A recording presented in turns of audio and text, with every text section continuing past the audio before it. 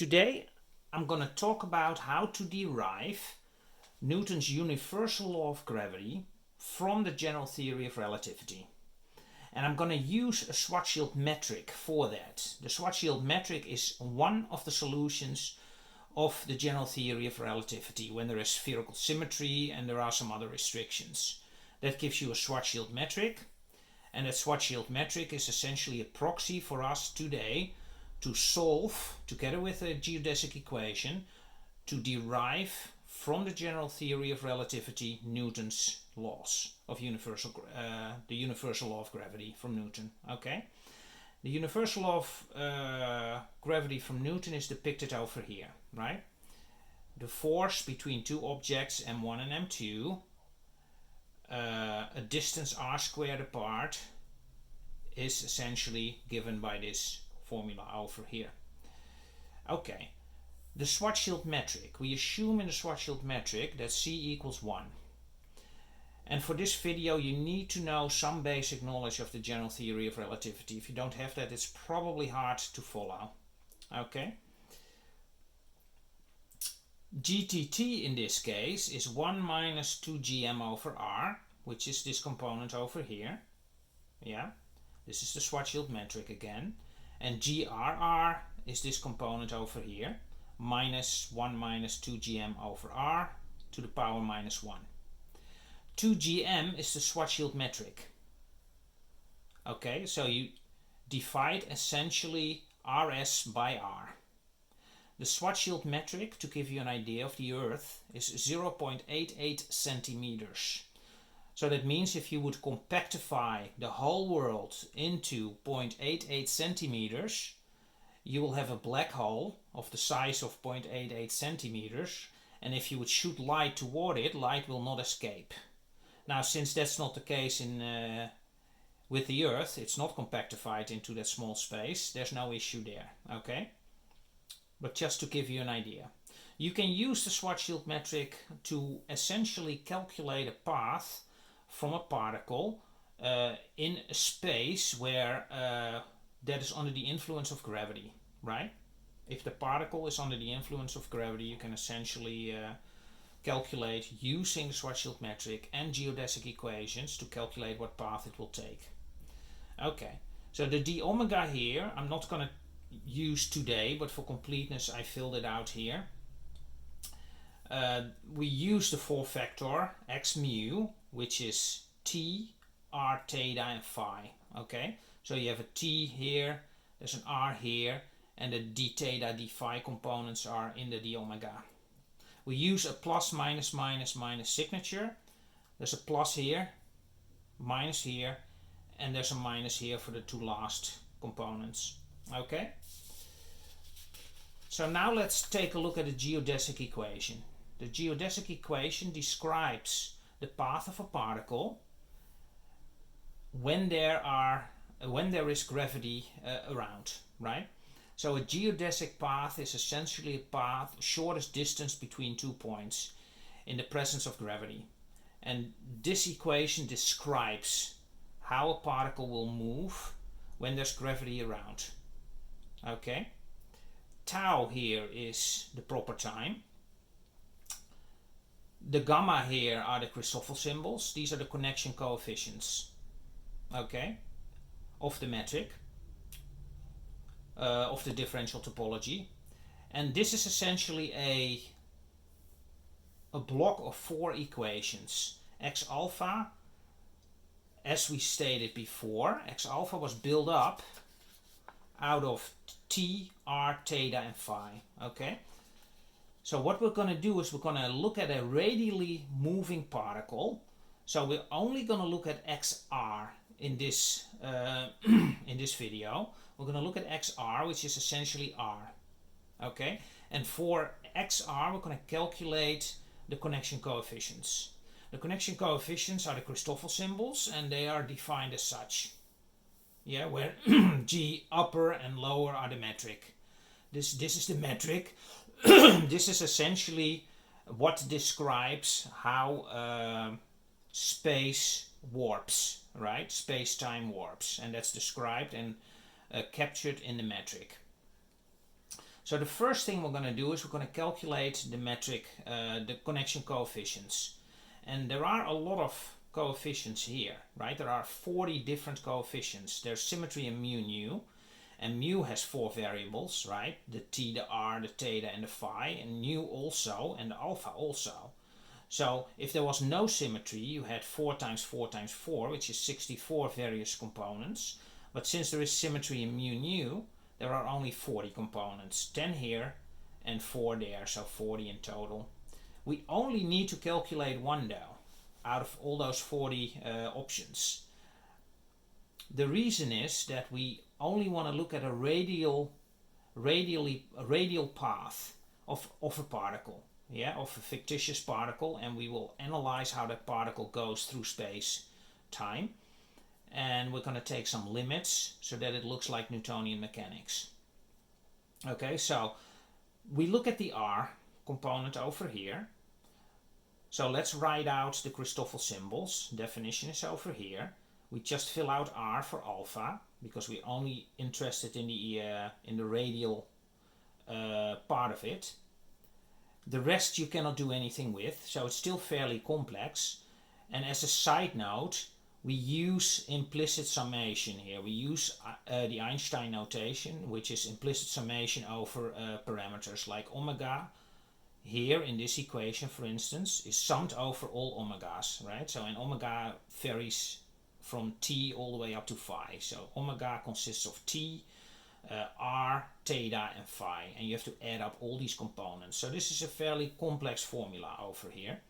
But if you look carefully, and you go far away from the Schwarzschild radius, you can replace the proper time tau here with t. And if you do that, you can only get values out of this equation, right? At least for values of gamma that are Christoffel symbols that are not equal to 0, if x mu and x nu both are t. So when x mu equals t, you get dt dt, which is 1, same here, which is 1, and that gives you an equation here with tt, right? We already made a decision to go with r, so you have to calculate your rtt component. Okay. For all the other ones, this will be 0, and you get a simple second order equation, d squared x alpha, d tau squared, which is now dt squared because it's far away from the Schwarzschild radius, and that equals to 0, and that just gives you linear motion, right? If you integrate that twice. You get just a linear motion, that there's no gravity, there's no disturbance. When an object, a particle, has a certain speed, it will continue at that speed forever. Okay, so in that respect, Newtonian mechanics works.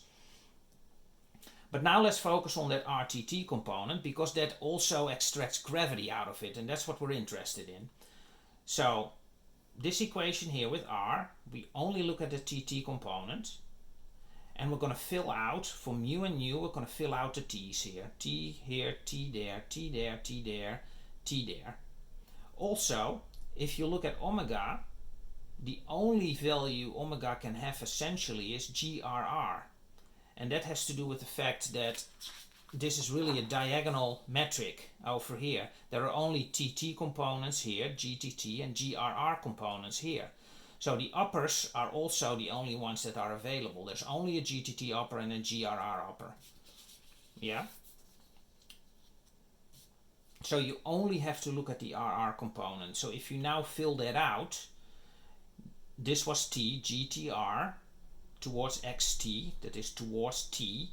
Here you have another GTR, now you differentiate towards t again, right? These components will be 0, because the GTR is 0 and this one is 0. The only one that remains is the GTT over differentiated towards XR, okay? So that's what we do here. So the only components that remain from this Christoffel symbol is only one component, the RTT component, and this is what it comes out to be, minus a half G upper RR, differentiated GTT, the two lower ones, with respect to R. Okay. For completeness, I copied them. So this is what we calculated so far. And we have the of course, the geodesic equation over here. And now we're going to fill out the geodesic equation with these values, and we'll see what we get out of it. Okay? Again, the tau was replaced by t because it's far, far away from the Schwarzschild radius, so you can do that. It's flat space-time like Newtonian mechanics is, right? So you get d squared r dt squared, which is r double dot, plus the connection coefficient times dxt, which is again dt towards dt, so these will be 1, and that equals to 0. So the r double dot equals minus gamma, or the Christoffel symbol RTT, right? And that's what you see here. It's exactly the same. Now fill this out and you get this. Of course, you just fill this in here, you get that. And this is equal to a half GRR bottom to the minus 1. How do you do that? You do that using the following formula: G alpha beta top, G beta gamma bottom equals delta alpha gamma. This delta alpha gamma is essentially a diagonal matrix, if you write that out, with 4 zeros on the diagonal, and the rest is 1. Okay? That's what you have here. So if you want to calculate your RR component here, the only remaining component, if you work that out, on the bottom is GRR. Here you see you have to move over all these ones, but since these are all diagonal, the only component you'll end up with, if you have R at the top and R at the bottom here, right, is RR over there, and all the other beta components will be 0. Okay, and therefore GRR equals 1 over GRR. Okay, so that's what we did there. We filled that out, and we resulted in that. If you now look at GRR, 1 over, like the inverse, that's no more or no less than minus GTT. And that's what I did here. Okay, so now we can fill it out. We can fill out GTT, which we've done here, GTT. Now we have to differentiate GTT with respect to R. We do that here. If you calculate that, you get 2gm over R squared over here. And again, because you are far, far away from the Schwarzschild radius, and this is the Schwarzschild radius, right? This 2gm here is the Schwarzschild radius RS. So if you're far, far away from that, only this term, the quadratic term, will survive, and the cubic term will be 0, right? Because R is much, much bigger than RS. So you'll end up with minus gm over R squared. So in conclusion, your d squared r dt squared, which is r double dot, which is the acceleration of that particle we were looking at, equals minus gm over r squared. And that is exactly Newton's universal law of gravity. Okay, so now we derived it actually. I've plugged in some numbers that are reminiscent of where we live. And you can see that G is 6.6743 times 10 to the power minus 11. The mass of the Earth is 5.97 times 10 to the 24 kilograms, divided by the radius of the Earth, which is 6378 times 10 to the 3 meters. You need to square that, and you get your famous 9.8 meters per square second acceleration that we feel on Earth here. Okay, I think this is a great place to stop. If you like this video, please like and please subscribe, and I'll see you in the next one.